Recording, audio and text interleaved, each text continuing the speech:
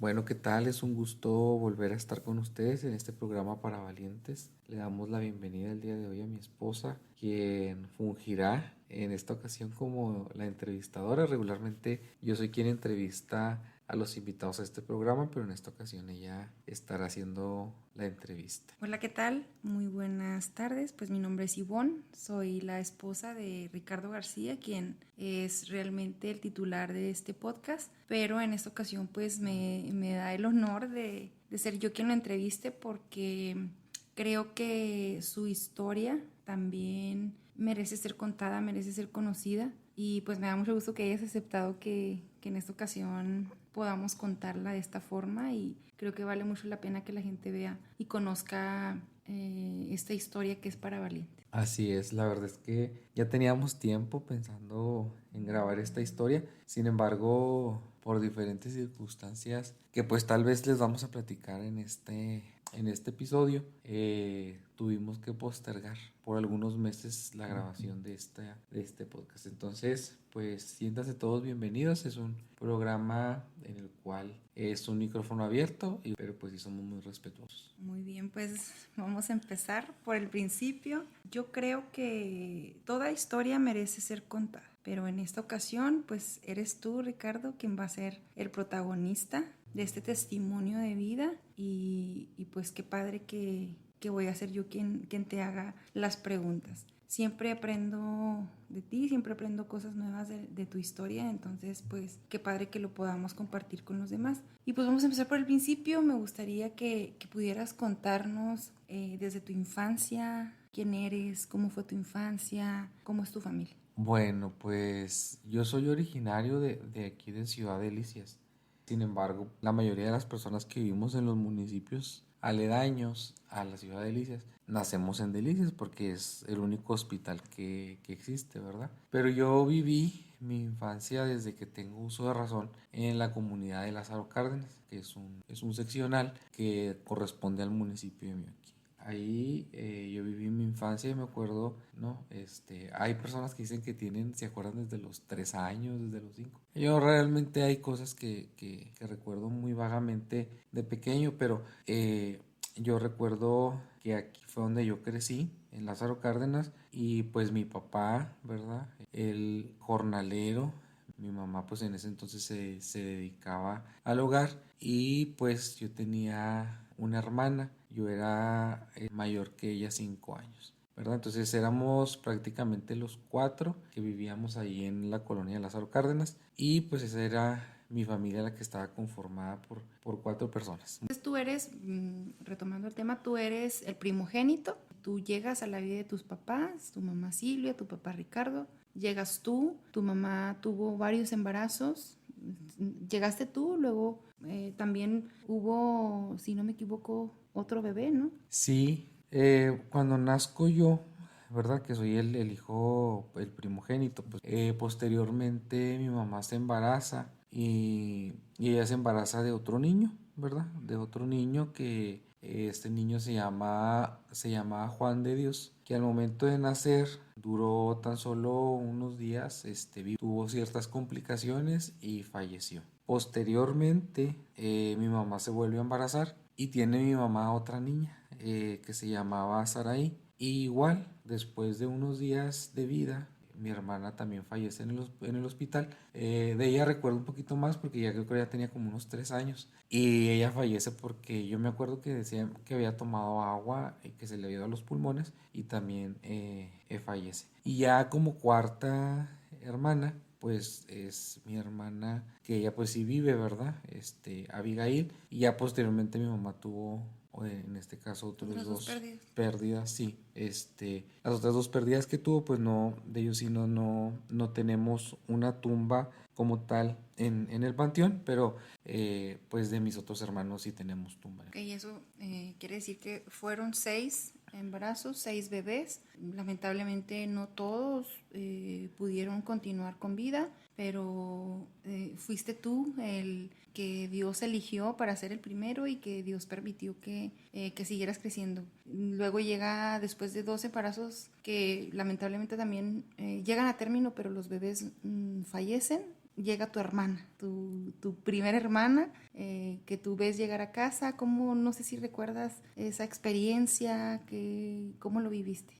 Yo me acuerdo de mi hermana, yo tenía como 5 años cuando ella nace y pues olvídate, ¿no? Pues yo era el hijo único. La Consentido. verdad es que yo pues me sentía muy consentido por parte de mis papás, por parte de mis abuelos, porque también fui el primer nieto Wow. por parte de mi mamá. Y pues crecí, ¿verdad? Dentro de este entorno de mis abuelos maternos y pues en este caso en mi hogar. Cuando llega mi hermana a la casa, yo tengo muy presente ese día porque yo tenía una punzada en un oído y yo no podía dormir toda la noche. Mi mamá todavía ella cree, ¿verdad? Que fue algo que yo me inventé, que yo dije que yo tenía, pero sin embargo, pues ¿Tú no, lo o sea, recuerdas? yo, ajá, pero pues, o sea, yo recuerdo ese dolor insoportable que yo sentía toda la noche y yo recuerdo la llegada de mi hermana a la casa de nosotros en ese momento,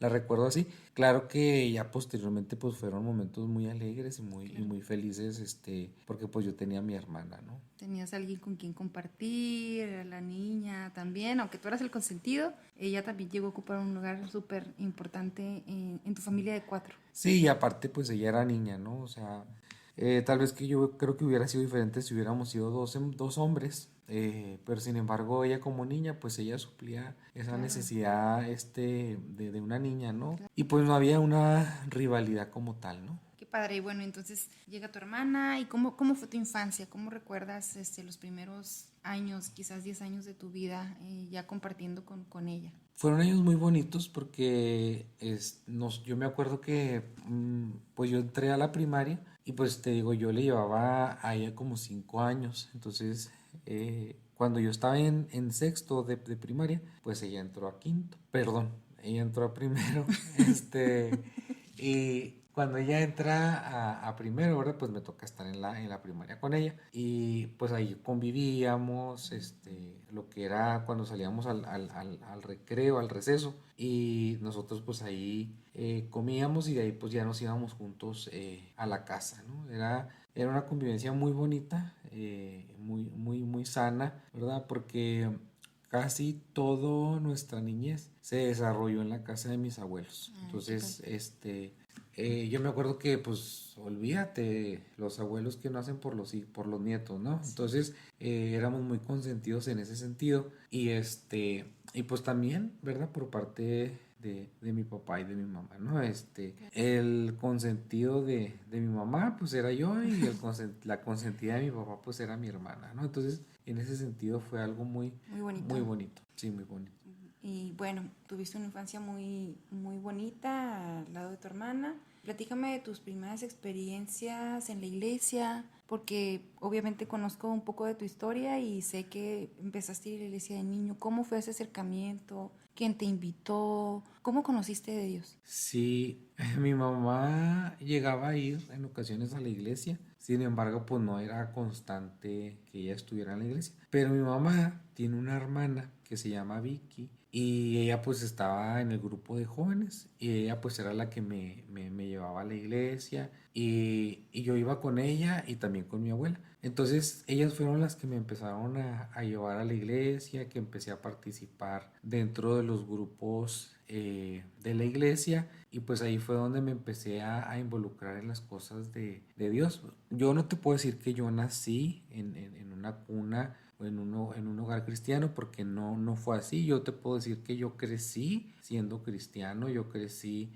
conociendo de Dios y eso fue algo que realmente me ayudó, ¿verdad? Y si bien es cierto, la Biblia pues nos habla y nos dice que todas las cosas nos ayudan para bien. Y Claro. ahora ya con 30 y tantos años te das cuenta por qué tuvo que ser así. Y más adelante también las personas que nos están escuchando van a saber, no se olviden de esta parte en la que Ricardo desde muy niño empezó a ir a la iglesia y cómo esto le ayudó y le ha ayudado a sobrellevar muchas de las cosas y de los retos y de las batallas que luego le tocaron vivir, le han tocado vivir en esta tierra. Y pues bueno, entonces tú te acercas a la iglesia, luego Platícanos un poquito cómo fue, no sé, tu adolescencia, tu juventud. ¿Qué hacía Ricardo cuando estaba en la adolescencia? Sí, pues yo entré a la secundaria, ahí en la comunidad, ¿verdad? Está la técnica 21, y yo entré a la secundaria.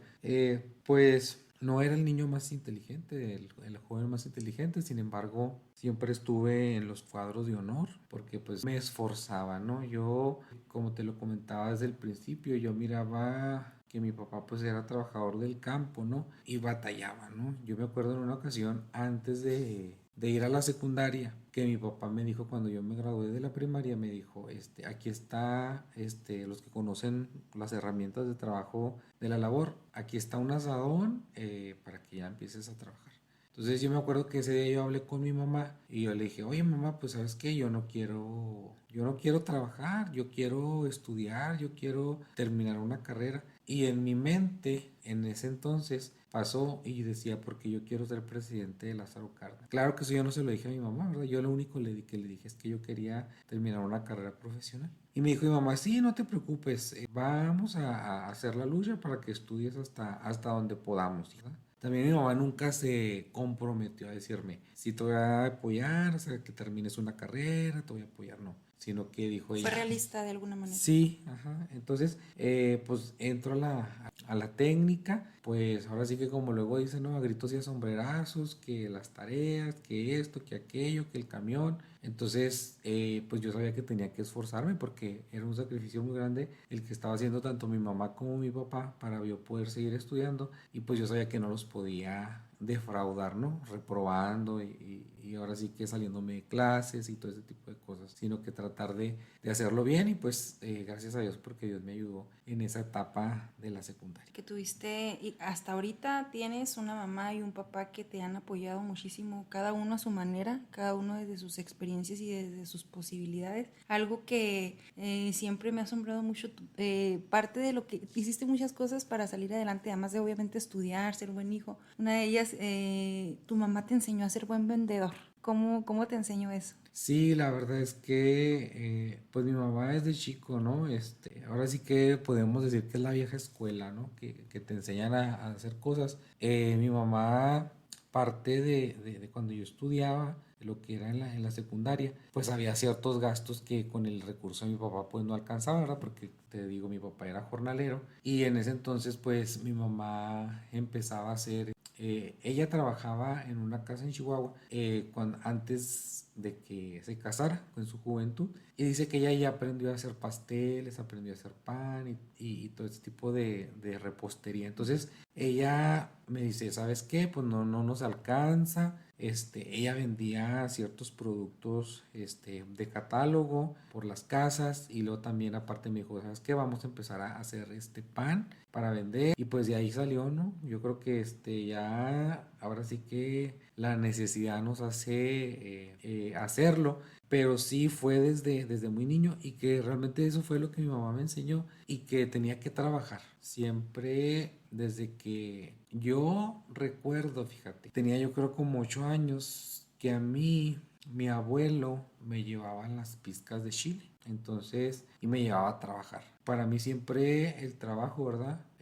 Era algo esencial pues para poder sobresalir, y pues esas bases, ¿no? De siempre tener que trabajar. Pero te digo, otra vez te reitero, no me gustaba mucho el trabajo de la labor. No Por era lo eso, tuyo, pero sabías que era lo que tenías en ese momento y que si algo tenías que hacer para no tener que vivir siempre de la labor, era estudiar.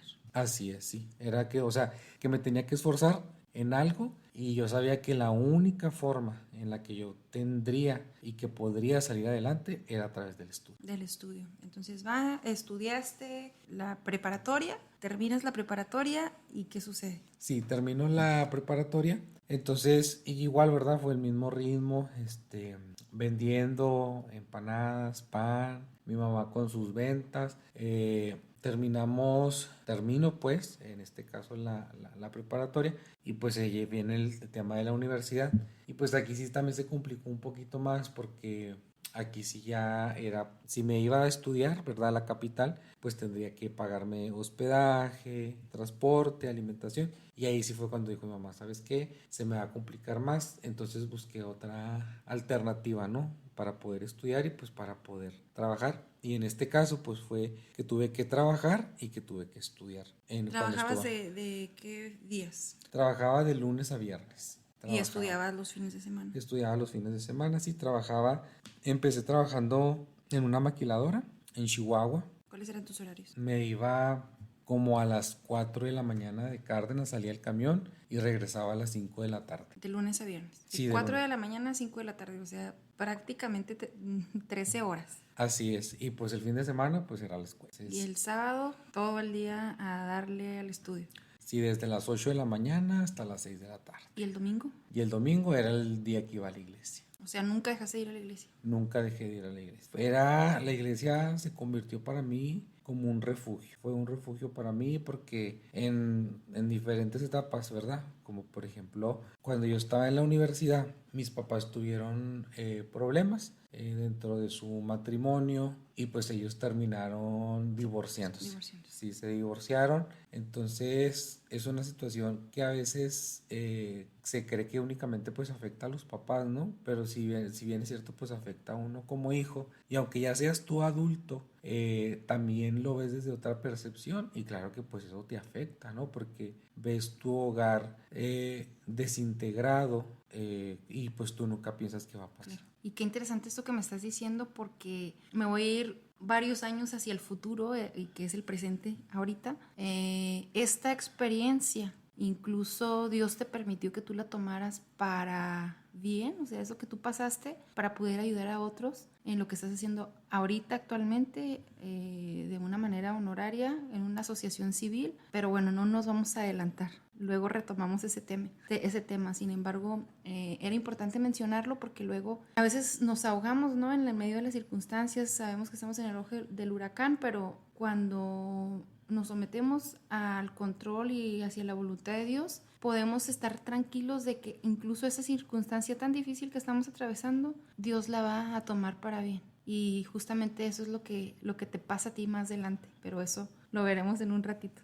Sí, y la verdad es que es una situación de que nosotros vivimos en el hogar violencia familiar. Sí la vivimos, hubo en algunas ocasiones golpes, mucha violencia verbal, mucha violencia emocional. Entonces, todo este tipo de situaciones, como te digo, ¿verdad? Pues ya uno cuando es niño, pues no puedes solucionar ese tipo de problemas porque son cosas de los adultos. Sin embargo, llega una etapa y llega una edad en la cual pues tú entiendes y comprendes esta situación, ¿no? Entonces fue ya cuando ya estaba en la universidad, cuando mis papás deciden divorciarse y pues mi papá se va de la casa. Ahí te toca quedarte como el hombre de la casa con una mamá y una hermana. Hiciste frente incluso, tuviste que trabajar y a la par estudiar. ¿Y qué hicieron? O sea, ¿se quedaron ahí a vivir o...? Sí, nos quedamos, bueno, pues mi papá se va de la casa, ¿verdad? Y ya nos quedamos nosotros a vivir allí en Cárdenas. Y pues prácticamente nada más pues yo trabajaba porque en ese entonces pues mi hermana todavía era menor de edad, porque te estoy hablando que yo tenía aproximadamente como 21 años, inclusive menos, y pues mi hermana pues todavía era menor de edad, ¿no? Entonces yo tenía que trabajar, parte del trabajo pues era para poder pagar, en este caso en la universidad, y pues también para un poquito la casa. Sí, la verdad es que pues había momentos en los cuales pues no nos alcanzaba, ¿no? Y pues comíamos tortillas frías, de esas que duran 2-3 días y que prácticamente pues ya no se las van a vender, pero pues que las venden a un muy bajo costo. Me acuerdo que teníamos, pues antes no se usaba tanto lo que eran los boilers estos solares o los de paso, y teníamos un boiler de gas, pero como no había dinero para comprar el gas, pues entonces decidimos hacerlo de leña. Y yo me acuerdo que yo vivía allá casi por una de las orillas de la colonia y por ahí pasaba un arroyo y había más para allá, ahorita pues ya hay una maquiladora, pero pues allá estaba todo lleno de mezquites. Y yo me acuerdo que mi hermana era la que iba, ¿verdad? A traer leña para poder calentar el boiler, para que yo me bañara y me alistara y pues para yo poder ir al trabajo. A ella le tocó, a ella quizás 15, 16 años más o menos, ¿no? Sí. Tenía. Y ella va, recoge la leña, que decía, quiero que mi hermano se vaya a trabajar. O sea, cada quien puso su parte en ese momento, ¿no? A ti te tocaba trabajar, después estudiar y pues ella colaboraba también de la manera en que podía. Sí, tratamos de hacer un equipo, ¿no? Y mi mamá, mi hermana y yo, y pues sobre Salir todo adelante. salir adelante, sí, porque quedarnos estancados no era una opción y teníamos que salir adelante. Ya en ese punto, seguías yendo a la iglesia, obviamente. ¿Tu mamá ya estaba de lleno en la iglesia o estaba a punto, digamos, de ir completamente? Ahí fue cuando mi mamá, yo creo que fue cuando mi mamá, como que ella tocó fondo en ese momento de la separación y del divorcio de mi papá y la forma en la que mi papá se va, que es una situación que pues yo no lo voy a contar, ¿verdad? Claro, personal. Es una cuestión personal. Sin embargo, es ahí donde mi mamá pues Se refugia, se refugia en también Dios. en Dios, sí, que al final de cuentas todo ese tiempo que te comento yo, que viví violencia familiar, pues mi refugio era la iglesia. Entonces Entonces ya estabas siempre, fortalecido de alguna manera. sí, porque yo prácticamente tenía las bases, ¿verdad? Y conocía y sabía que Dios estaba conmigo, sabía que Dios me iba a ayudar, sabía que yo iba a salir adelante. Y así ha sido. Ujú. Muy bien, entonces sucede esto, tú continúas trabajando, estudiando, terminas la carrera, se llega el día, terminas la carrera. ¿Cómo recuerdas eso? Sí, llega el día en que pues se culmina, ¿no? Se hace la graduación, vamos a la graduación, un tío de mi mamá es el que nos lleva a la graduación. Y fíjate que no tengo recuerdos de la graduación, no tengo fotografías, ¿No te acuerdas de eso? no recuerdo. Recuerdo lo del examen profesional que Como que fue más, quizás, más importante para ti, ¿no? ¿O tenías más nervios, estabas más enfocado en eso? sí, o yo creo que también era parte de la problemática ¿Qué en la estabas viviendo? cual que estaba viviendo, sí, de que pues mi papá no nos acompañó, Claro. ese tipo de cuestiones, ¿no? Y ya cuando el examen profesional lo recuerdo muy bien porque me acuerdo cuando fue, pues de nuestra familia pues nadie había terminado el grado universitario y cuando llego la directora pues dice, ay, el huerfanito, ¿verdad? Porque yo no sabía que se tenía que llevar a la familia. O sea, fuiste tú solo. Fui yo solo, sí. Yo fui solo a presentar mi examen profesional. Una amiga, ¿verdad? Fue la que me ayudó a hacer unas tablas botaneras que se tenían que ofrecer, que eso sí nos, Para los sinodales. para los sinodales, sí, que eso sí no lo dijeron. Ella dijo, no, dijo, si quieres yo te ayudo con eso. Y ya ella fue, llevó las tablas y ya prácticamente, pues yo solo tomé protesta y fue lo del examen profesional. Wow, qué fuerte, ¿no? El vivir ese momento de esa forma, pero fue también parte de tu inocencia o ignorancia de algún modo que pues también te podían acompañar tu mamá, tu hermana, quizás, si no podía tu papá. Sí, la verdad es que, te digo, ¿verdad? Pues nosotros no teníamos experiencia en estos Nadie grados, había ajá, llegado. por parte de la familia de mi papá ni de mi mamá, y pues la verdad que sí fue un desconocimiento total, pero que al final pues se logró, ¿no? Y que yo creo Claro, que era lo, como que la era satisfacción, la ¿no? Que sentiste de satisfacción, ya sí. estar titulado. Claro que me arrepiento, ¿verdad? Me arrepiento mucho que no estuvieron ellos, sin embargo, pues hay cosas que no se pueden cambiar, ¿no? Y que más adelante Dios te dio la oportunidad de vivirlo de otra forma cuando, voy a volver a brincarme hacia el futuro, cuando pudiste graduarte en la maestría, ¿no? Eso lo pudiste, como que Dios te da la oportunidad de vivirlo completamente diferente. Sí, sí, la verdad es que Dios nos da de nueva cuenta oportunidades, ¿no? Y cuando terminó la maestría en el 2022, creo, ahí sí, ¿no? Ahí sí Estuvieron tu están mis papá, tu papás, mi mamá. mamá, mi hermana no, pero realmente pues fue algo muy bonito y muy emotivo. Así es. Bueno, pues vamos a regresarnos un poquito. Terminas, te gradúas. Hay algo muy que a mí siempre me ha llamado la atención y es que cuando yo conocí el lugar en donde tú vivías, no la casa en sí, sino el entorno en donde tú creciste, pues a mí me impactó mucho porque yo me acuerdo cuando íbamos a visitar a tus papás, las primeras veces que yo veía que había pues niños pequeñitos sin zapatos, gente en estado de ebriedad considerable o incluso drogándose por ahí cerca. Entonces me llamaba mucho la atención que tú creciste de alguna manera en ese entorno, pero siempre, pues, primero que todo Dios te guardó. Y otra cosa es que fue una decisión también muy tuya. El ver eso y el decir, yo no quiero esto para mí. ¿Me puedes compartir un poquito de eso? Sí, realmente así como tú lo mencionas, es verdad, es dentro del el lugar en el que yo viví mi infancia, pues vivía rodeado de este tipo de Instituciones. situaciones, ¿verdad? Difíciles y adversas para todas las personas. Y pudiéramos decir que era un ambiente difícil y que realmente se toma la decisión por parte mía, ¿verdad? De ser diferente a todas las personas o a la mayoría de las que se encontraban ahí. Fue complicado porque claro que pues, o sea, tus amigos tú los ves que están metidos en algo así y pues te invitan, ¿no? Pero si bien es cierto, yo creo que aquí más que nada lo que me dio la fortaleza para resistir, pues fue el refugiarme otra vez, como te lo menciono, ¿verdad? En Dios y en la iglesia. Y bueno, por supuesto que eso fue lo más importante. Yo pienso también que decías, o sea, ¿es esto? ¿Le echo ganas a la escuela o regreso al campo, ¿no? A la pizca o, o algo así que decías, no, mejor le sigo aquí. Sí, la verdad también esa era otra de las Una cosas motivación. una motivación, ¿verdad? Algo que tenía un motor de que decía, o sea, tengo que terminar mi carrera, tengo que salir adelante, porque si no, pues voy a regresar. Claro que yo no digo que el trabajo del campo no es un trabajo honorable, no, no, no, No, no, más que no era claro para que ti. lo es,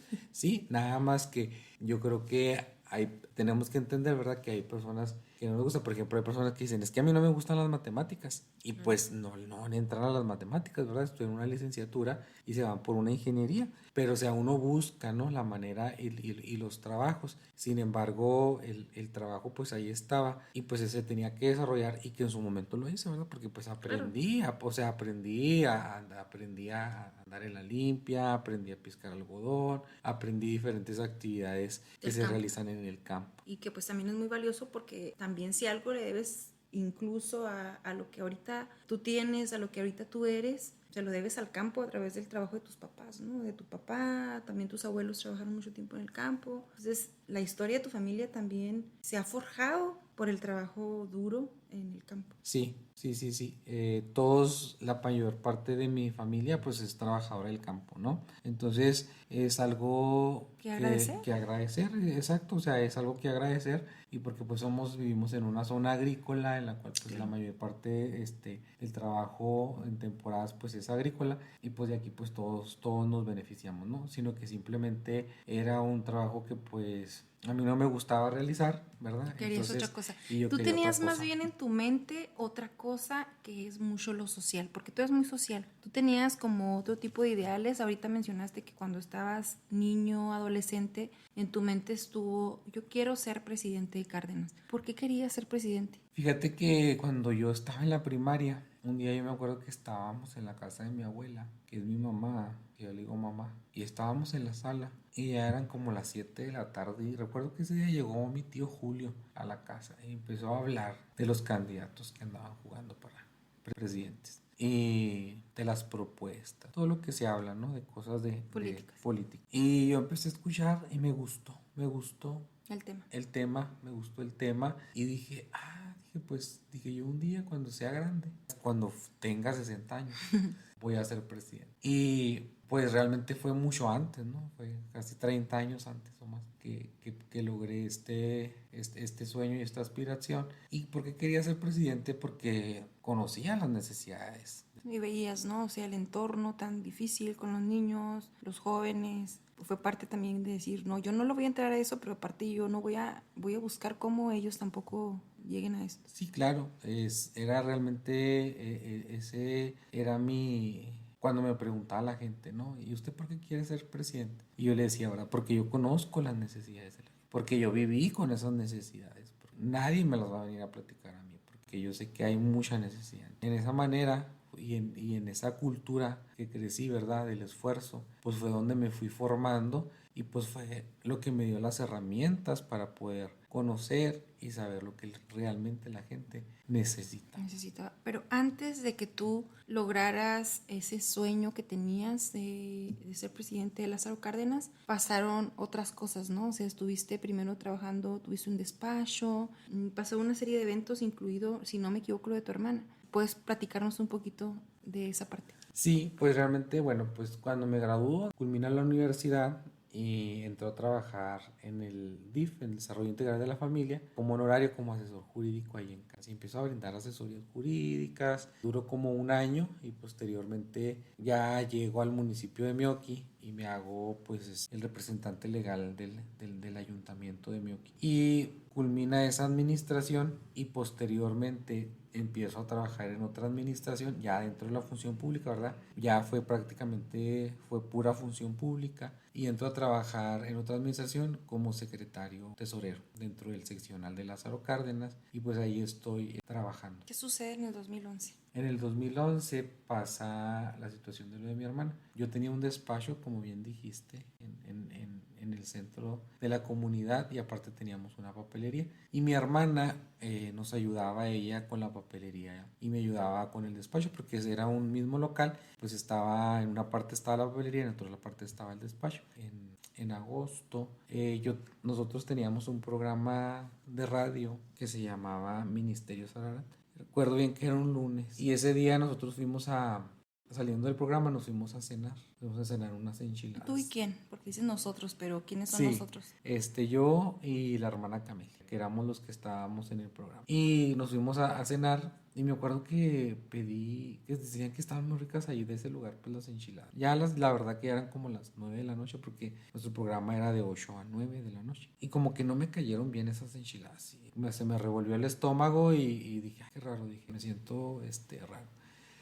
Ya yo llego a la casa en la noche y al día siguiente, para esto pues mi hermana ya estaba casada, ya se había casado y ella vivía en otra localidad que le conocen como, cerca. Sí, va cerca de Barranco Blanco. Y ella pues era la que abría la papelería. Y el día siguiente yo me tuve que ir temprano porque venía gente de gobierno del estado y yo los tenía que atender porque el presidente había salido. ¿Tú estás como tesorero en ese momento? Sí, como secretario tesorero. Secretario tesorero. Secretario municipal, secretario seccional, como tesorero. Entonces, me acuerdo que eran como las 2 de la tarde y era porque iban a construir el albergue para jornaleros ahí en Cárdenas. Y mi mamá me habla y me dice, oye, ¿sabes qué? Tu hermana pues no ha llegado a la casa. No vino en toda la mañana por las llaves para ir a abrir. Dijo, ya fui yo y la busqué a Barranco Blanco y no está el carro. Y fui con su suegra y pues no la ha visto. Y yo dije, no, pues se me hace muy raro, ¿verdad? Pero bueno, le dije, ¿sabes qué? Déjame termino este compromiso y pues ya terminando voy para allá para poder ir y pues para buscarla. Sí. Entonces ya terminamos, voy a la casa, comemos. Pues ya, ¿no? Empiezo lo que es la búsqueda con las amistades de ella, de mi hermana. Y comienzo con una amiga. La amiga me dice que llegó un amigo que era soldado. Un militar. Sí, que había llegado a la casa ya porque ella vivía por la carretera panamericana. Que había llegado y que le pidió a mi hermana que si le podía dar un ride. Él vivía mucho más lejos. Dice, y pues dice, de aquí se fue tu hermana con él. Entonces ya voy y pregunto con los familiares de este muchacho y me dicen, no, pues nosotros no sabemos, no tenemos idea, déjenos contactarnos con él porque pues ya está en este caso en servicio y pues nosotros le hablamos. Bueno, está bien. Y ese día, la verdad que pues ya no tuve paz. Entonces el día siguiente en la mañana me habla la tía de este muchacho y me dice que este muchacho quiere platicar conmigo y ya le dije no, sí está muy bien. No, fue en la noche y al día siguiente nos fuimos a las 5 de la mañana a donde este muchacho estaba, ¿sí?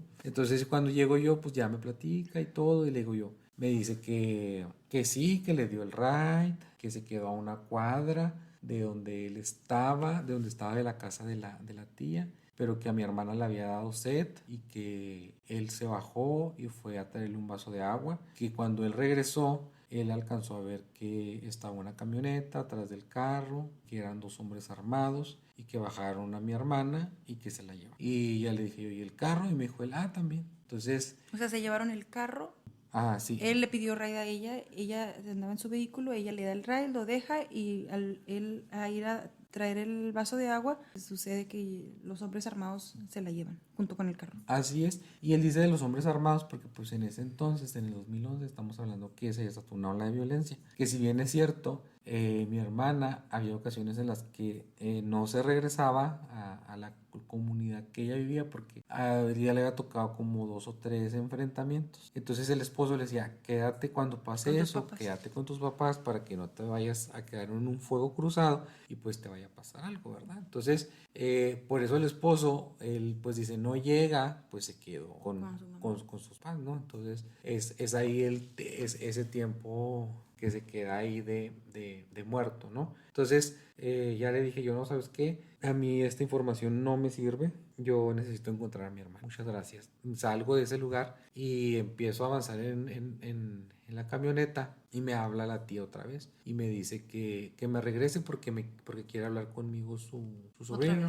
Otra vez, y le dije, no, sabe que yo no puedo hablar ya con él porque él no tiene información que yo necesito. Entonces en eso yo le hablo a mi papá y le digo, ¿sabes qué, papá? Estaba en la labor, algo pasó con mi hermana, necesito que vayas a la casa para ver esta situación. Cuando yo llego a la casa, llega la suegra de mi hermana y le dice a mi mamá, oiga, ¿sabe que encontraron a una mujer muerta tirada allá rumbo a Abraham González, otra localidad que está por allá en Chihuahua? Entonces, pero dijeron en las noticias que tenía aproximadamente 40 años, y bueno, ¿verdad? Dijeron, no. Ajá, y dije, no puede ser. ¿Ella tenía cuánto en ese entonces? 20 y tantos. 21. Sí, entonces nosotros, dijo mi mamá, no, pero cuando yo alcanzo a escuchar, pues yo entro a mi cuarto y entro al internet y entro a la página de un periódico digital y lo primero que veo pues son las fotos y es mi hermana la que está tirada, muerta, y la verdad que en ese momento no tuve el valor para leerla, no periodista. Viste las fotos y ya no quisiste eso. Y ya no quise Evidentemente nada, no ¿sí? es fácil. Esperé a que llegara mi papá. Cuando llegó mi papá, los metí al cuarto, los senté y les dije, les tengo que mostrar algo. Y abrí la pantalla del computadora y lo primero que ven, pues ven a su hija. Mi hermana, su hija, muerta. Qué difícil. Ella muere por degüello criminal. La degollaron. Pues ahí yo ya prácticamente le hablo a la licenciada que está en la fiscalía encargada. Fue donde hice mi servicio social. Y le dije, licenciada, ¿sabe que la persona que encontraron pues es mi hermana? Y ya le platiqué yo, ¿verdad? Sobre esta situación. De la persona, del último persona que lo ve. De esta persona que lo ve, ajá, de muchacho. Y me dice la licenciada, él es. Pero para esto habla ella a la policía ministerial para que vayan a buscarlo, pero ya estaba él y se presentó como testigo. O sea, él fue antes de que lo buscaran. Ahí Sí. se presenta como que es un testigo. Sí, y pues ahí mismo lo detienen, ¿verdad? Lo detienen y pues sigue un proceso del juicio, ¿no? Claro. Para esto pues el cuerpo de mi hermana estaba en Chihuahua, como era todavía pues tiempo de calor y la encontraron, pues estaba empezaba así. Entonces optamos por no abrir la caja. Entonces pues ya yo llevé a mis papás y a mi tía para que vieran a mi hermana. Para que reconocieran el cuerpo. Para que reconocieran el cuerpo y pues para que la vieran por luz. ¿Tú no quisiste? No, yo no quise entrar, yo quise recordarla viva, como en vida. Sí, exacto. Un día antes de que pasara todo esto de la muerte de ella, fue un día muy agradable, ¿verdad? Ese día comimos todos juntos, realmente no coincidíamos por los quehaceres o por los trabajos. ¿Ya estaban tus papás de nuevo juntos? Estaban juntos, sí. Mi hermana, pues ella, recuerdo yo que ese día mi mamá hizo unas calabacitas con queso y mi hermana comió, ¿verdad? En los brazos de mi papá. Wow.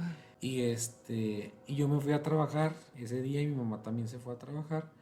Yo al despacho, mi mamá a atender la papelería y mi hermana y mi papá ellos se fueron a un centro comercial a comprar cosas, ¿no? Mandado cosas que a ella le gustaban, que jugos, que yogures y todas estas cosas, a la ciudad de Delicias, y pues ellos eran muy felices. Muy felices, juntos, claro. Sí, ellos juntos, sí, eran felices. Gastándose el dinero y nosotros trabajando. Sí.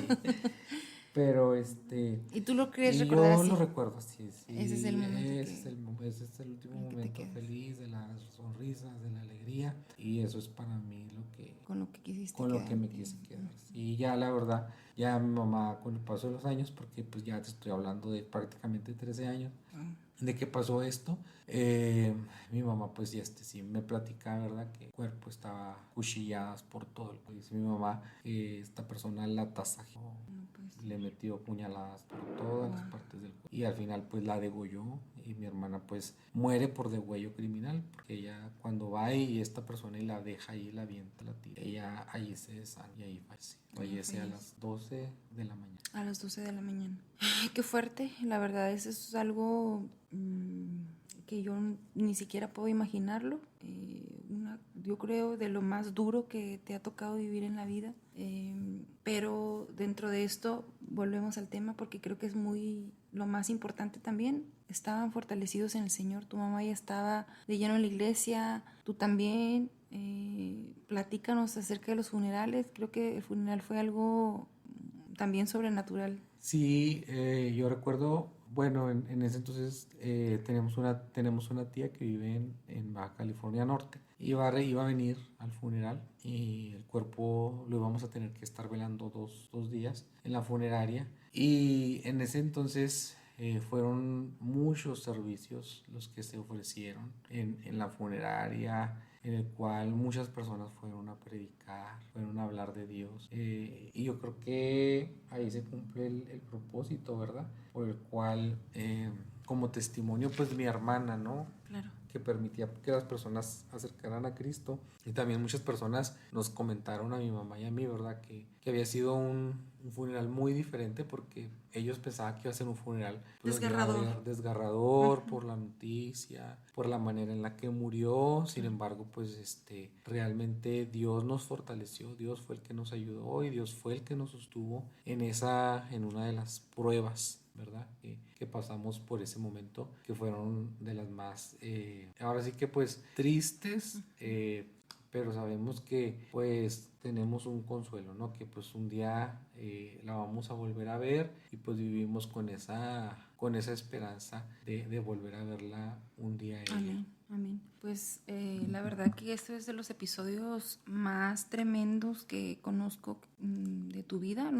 Yo no te conocía en persona todavía, pero bueno, he escuchado pues tu testimonio porque me lo has contado y es algo que verdaderamente digo, pues el único que ha podido fortalecer es el Señor, quien los ha guardado. La fortaleza de tu mamá también es asombrosa. Ella dirigió palabras en el funeral de su hija, que es algo pues ya impresionante de por sí, ¿no? El poderte levantar y decir algo a la multitud. Creo que eso solamente se puede hacer con la fortaleza del Señor. Y pues bueno, no sé si puedes platicarnos qué pasó se dio con el culpable, qué pasó posterior a esto. Sí, posteriormente a esto, pues continuó, ¿verdad? Yo me acuerdo que pues todavía estábamos nosotros en el funeral y pues estaban llamando a ciertas personas como testigos, últimas personas que lo vieron a dar testimonio, ¿no? Entonces, posteriormente hasta el 2014 se hace lo que es la audiencia de juicio. 3 años después. 3 años después, ajá, el juicio oral, y me llaman a mí al estrado, ¿no? Como Tú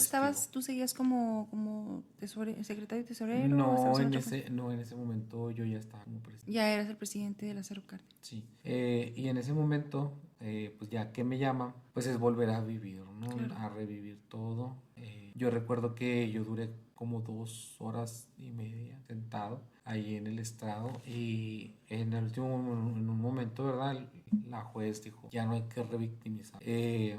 Ahí estaba la persona, ¿verdad? Que cometió el delito, porque hubo algunas pruebas. Hubieron pruebas. Sí, hubo pruebas, la navaja. Él la tenía. Él la tenía dentro de sus tenencias, sangre de mi hermana en la ropa de genética. Sin embargo, pues él utilizó una cuarta que le sirvió porque posteriormente, como al año, ¿verdad? Esta persona queda, después de que él es condenado, sí es condenado a 32 años de prisión, a un año, Apela. ¿verdad?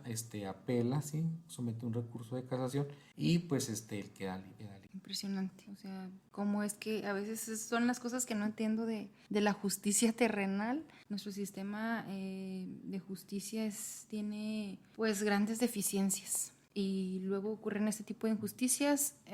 ¿Qué coartada presentó? ¿Tú lo recuerdas? Él decía que él pertenecía a una etnia indígena y que él no hablaba el español.